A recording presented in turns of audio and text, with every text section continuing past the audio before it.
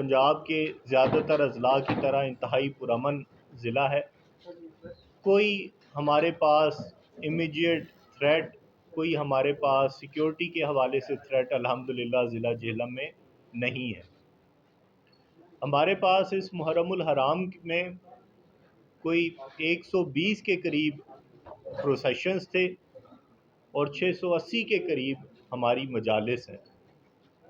ان 120 پروسیشنز میں سے 11 جلوس ایسے ہیں جو کہ کیٹیگری اے کے ہیں، 7 جو ہیں وہ کیٹیگری بی کے ہیں، اور باقی جو ہمارے پروسیشنز ہیں وہ کیٹیگری سی کے تھے.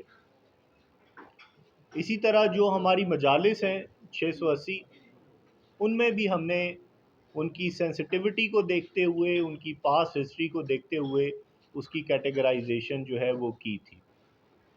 آپ کو پتہ ہے کہ یہ کیٹیگرائزیشن جو ہے یہ کسی بھی جلوس یا مجلس کے لیے اس کی سیکیورٹی ارینجمنٹس کے لیے ہوتی ہے.